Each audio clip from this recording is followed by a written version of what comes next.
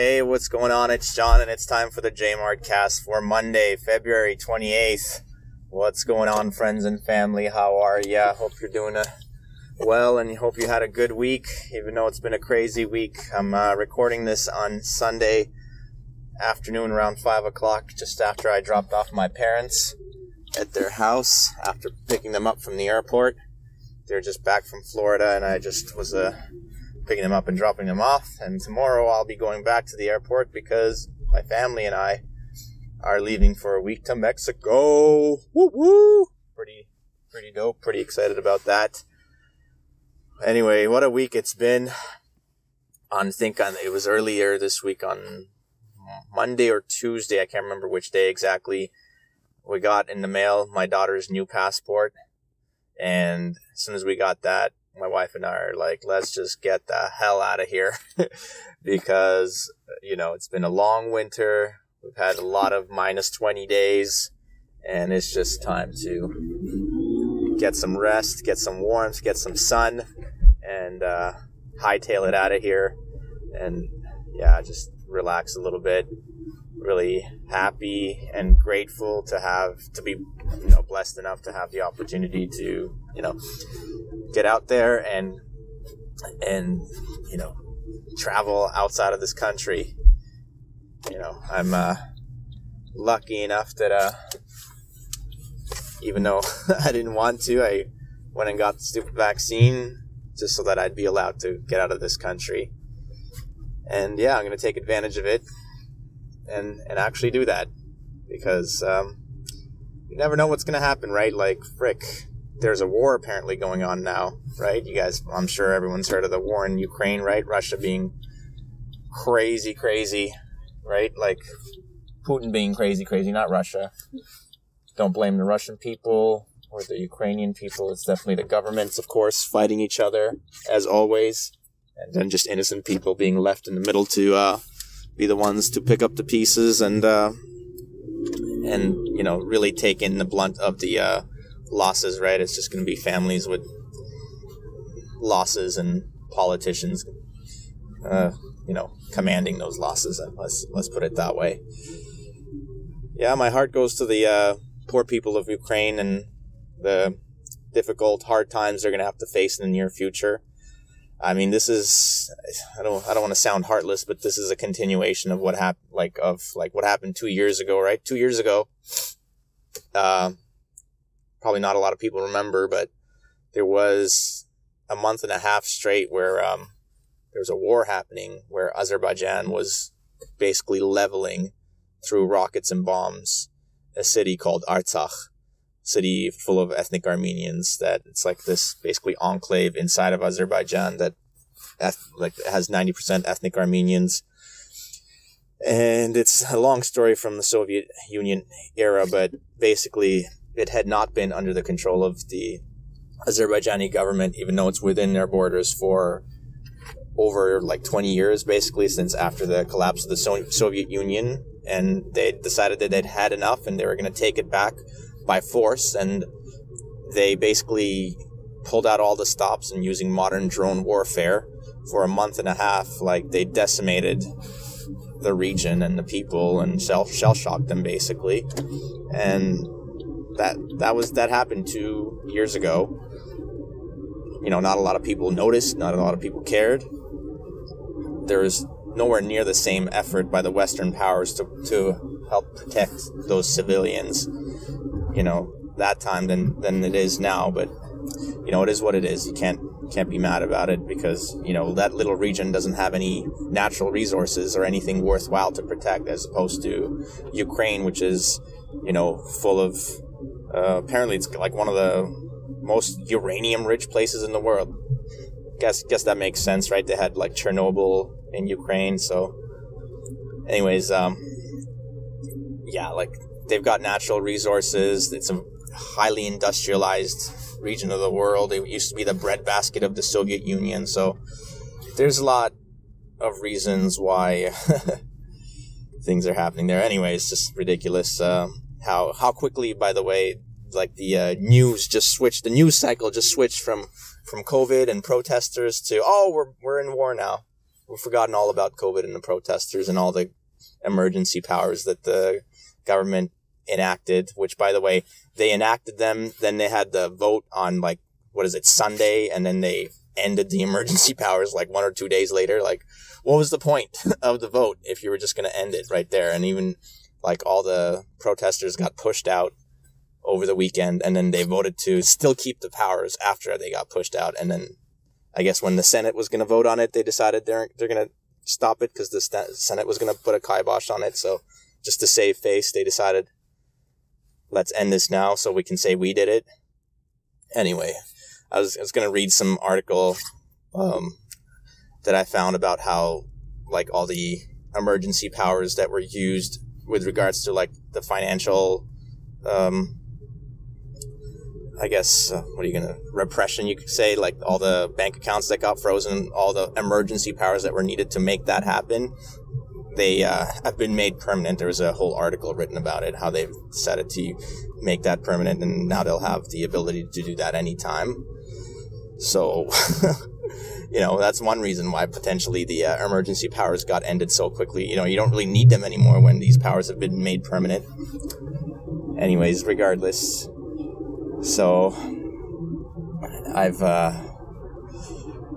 been getting ready all week with packing and everything to go to Mexico. Pretty stoked about that. Stoked about having a week of sun and beach.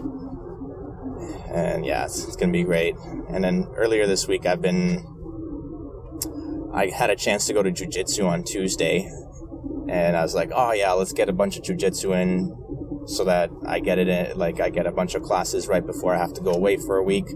And then I went to one class and I totally janked my neck so hard that, like, the next couple of days I was actually really out of commission. And today's now Sunday and I'm finally starting to feel a bit better, like after, from Tuesday till Sunday, like a bunch of, recovery. Like I've been doing, like I've actually had a pretty, like, stiff neck since Tuesday, like I said, and I've been doing a lot of, like, these light movements and neck sit-ups and everything to help rehabilitate it and make it feel better. But man, like, it's been actually, like, really difficult to help it. Like, it's been getting better little by little, but, like, I imagine if I hadn't been doing any of this stuff, then I would be in much worse shape. It's amazing how badly I janked my neck. And it's also amazing to me just, like, how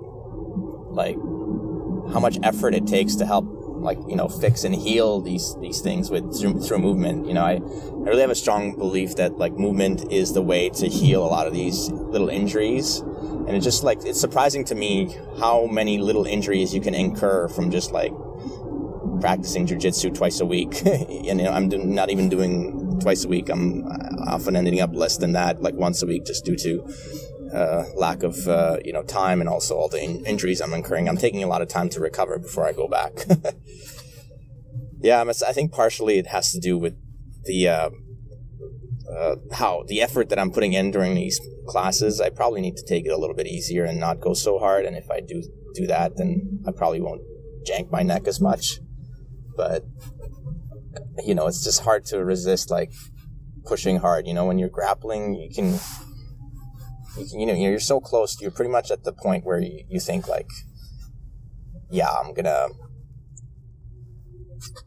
try as hard as I can. And if I don't, like, it feels like the other person's gonna, crush you and, like, almost kill you. Like, it feels like a life and death situation. Actually, this did happen to me last week on Sunday. I went to an open mat class, and during open mat, you just are, rolling with other people. You don't have a class, actually, and you're just, trying out your skill against a bunch of the people also coming to the gym. And I was practicing with this purple belt, purple belts are 2 levels higher than the white belt, which is what I am, right? You go from white to blue, then blue to purple. And this purple belt was very experienced and, like, really good at being able to handle my attacks, and then also managing how well his attacks kind of were, doled out onto me, because he basically got to a point where he took my back and had me in a chokehold position, but he's so well versed, you could say, that when he knows exactly how much pressure to apply to, not have me in a fully compromised position where I'm choked and I need to tap, but I also tight enough that I didn't have any space to move and get out. And it was just such a miserable position to be in, because I'm just I just want to get out of here, at least just squeeze my neck so I can tap and get out of here. But he wouldn't do it, because he was well experienced enough to put me in a difficult position and kind of force me to try to work my way out of it. So he's kind of actually doing a really good thing and helping me practice these difficult positions and what to do to get out of them. But it just feels so grueling and miserable as I'm in it that I just at some point I was oh, this is so bad, I'm just gonna tap, even though he's not really choking me. But then as I went to tap, he just yelled, he's don't do it. He yelled at me and told me to not tap, and I'm just God damn it, I can't even tap to get out of this miserable position. But he just let up a little bit more, and then I got out of it, which was nice of him. But it's interesting.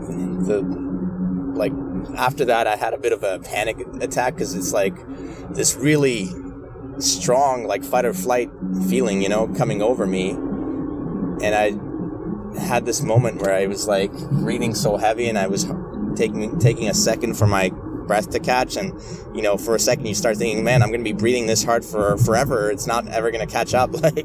And these thoughts, they start getting worse and worse if you don't take control. And I had to just walk away from the mat and walk to the front entrance and get some cold air to hit my face, and then I felt normal and it felt okay.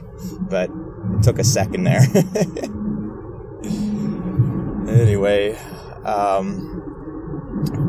getting back to Ukraine, one thing I wanted to mention is I saw that there's a Twitter account, the official Ukrainian government Twitter account, put out a tweet with a Bitcoin address where they're soliciting for Bitcoin donations to help the government fight off the Russian attack.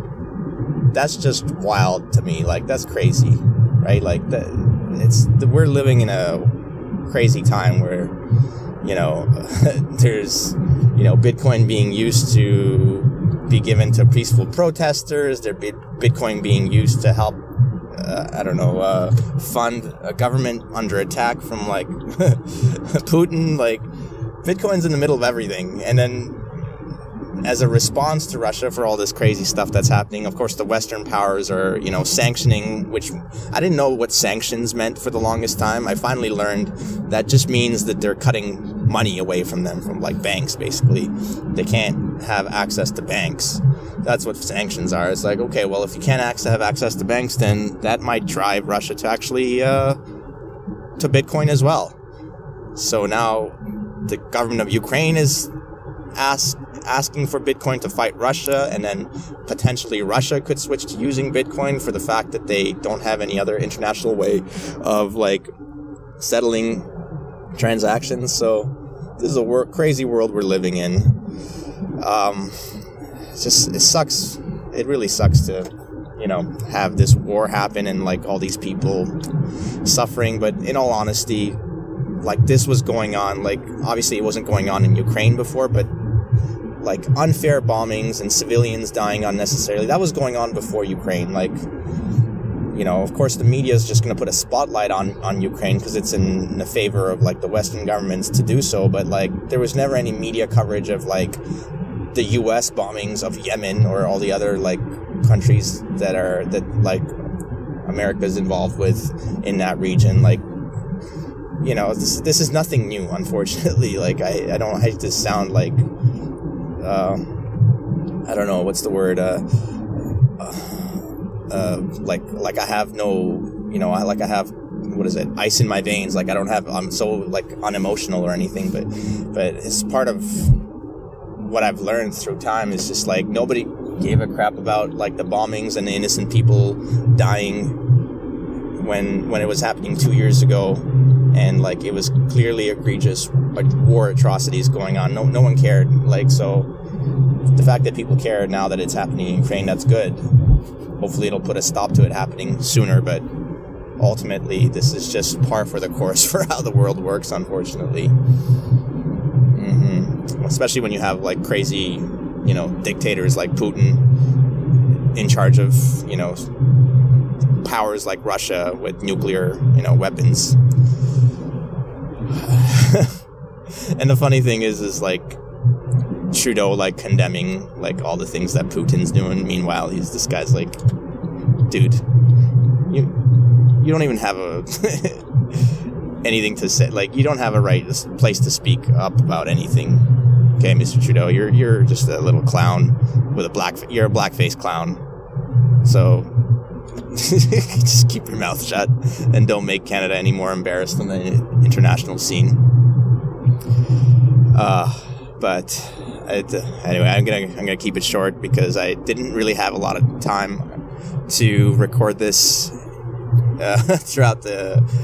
throughout my weekend, unfortunately. So the only time available was during my car ride home from after dropping my parents off. So I got it done.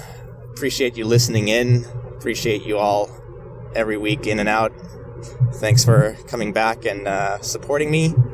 As always, be grateful, stay active. J-Mart out.